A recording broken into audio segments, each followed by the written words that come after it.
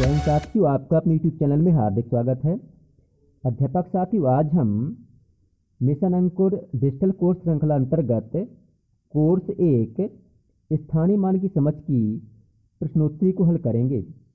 जानेंगे कि इस प्रश्नोत्तरी में कौन कौन से प्रश्न पूछे गए हैं और उनके सही उत्तर क्या हैं। अध्यापक साथियों, इस प्रश्नोत्तरी को हल करने से पहले आपको चाहिए कि आप दीक्षा ऐप पर जाकर इस कोर्स को विधिवत पूरा कर लें, जिससे आपको इसका लाभ मिल सके और आपके अध्यापन प्रक्रिया में यह कोर्स उपयोगी साबित हो सके। अध्यापक साथियों, मुझे विश्वास है कि इस वीडियो को देखने के बाद आपको प्रश्नोत्तरी में अधिकतम अंक प्राप्त होंगे। तो ऐसा तो देखते हैं इस प्रश्नोत्तरी में पूछे गए प्रश्न और उनके उत्तर। अध्यापक साथियों, प्रश्नोत्तरी का पहला प्रश्न है, कक्षा दूसरे के बच्चे को 16 को स्थानीय मान पद्धति में समझने के लिए नीचे दी गई कौन सी चीज़ों की समझ होना जरूरी है। आप एक से अधिक विकल्प का चयन कर सकते हैं। इसका सही उत्तर है ऑप्शन तीसरा, उपरोक्त सभी।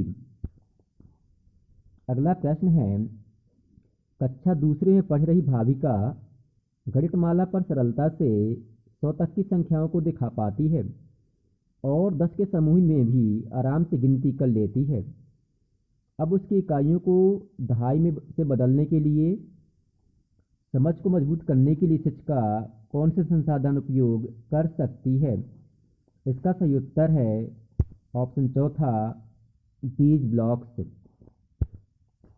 अगला प्रश्न है, स्थानीय मान की पूरी समझ में डैश संख्यांक की पहचान और मौखिक नामों को सुनकर संख्यांक पहचान पाना शामिल है। इसका सही उत्तर है ऑप्शन पहला, 10 के आधार की समझ, इकाइयों में गिनना, समूह में गिनना और दहाई इकाइयों में गिनना।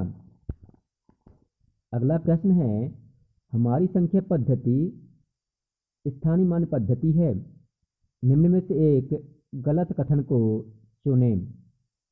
हमारी संख्या पद्धति एक स्थानीय मान पद्धति है, निम्न में से एक गलत कथन को चुनें। इसका सही उत्तर है संख्याओं में शामिल 100, दहाई और इकाई का आसानी से पता चल जाता है।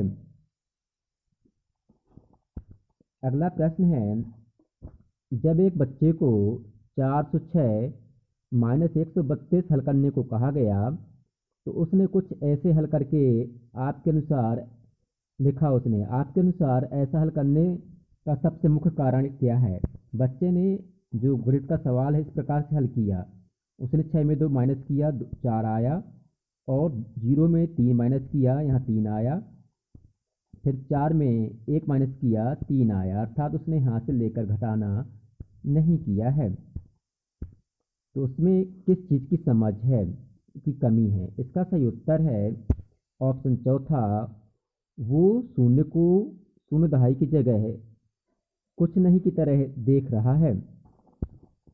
अगला प्रश्न है, कक्षा 1 के बच्चों को स्थानीय मान सीखने की शुरुआत करने के लिए एक शिक्षिका ने एबेकस का इस्तेमाल किया। शुरुआत में एबेकस के इस्तेमाल से स्थानीय मान सीखने में कौन सी मुख्य मुश्किल आ सकती है। साथ ही इसका सही उत्तर है ऑप्शन पहला, बच्चे संख्या में शामिल खुली चीजें और समूह को नहीं देख पाएगा।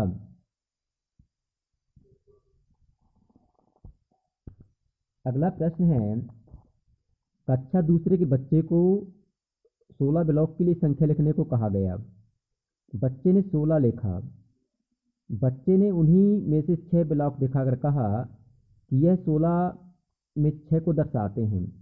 जब 16 में से एक को दर्शाने के लिए ब्लॉक निकाल कर देने को कहा गया तो बच्चे ने एक ही ब्लॉक उठाया। सही विकल्प का चयन कीजिए। इसका सही उत्तर है ऑप्शन तीसरा, बच्चा 1 को 1 दहाई या 10 की तरह नहीं देख रहा है, इसलिए 16 में से 1 को दर्शाने के लिए 10 का चुनाव नहीं कर पा रहा है। अगला प्रश्न है, बच्चे को जब 406 पढ़ने को कहा गया तो उसने 406 अर्थात 406 पढ़ा। संख्या को इस तरह से अंकों में पढ़ने से क्या नुकसान है? साथ इसका सही उत्तर है ऑप्शन पहला कि बच्चे में जो है स्थानीय मान की समझ नहीं दिखती है। अगला प्रश्न है, कक्षा 1 की गणित शिक्षिका ने अपनी कक्षा में बड़ी संख्याएं सिखाने के लिए कुछ तरीके सोचे हैं। आपके अनुसार इन तरीकों को किस क्रम में कक्षा में इस्तेमाल करना चाहिए?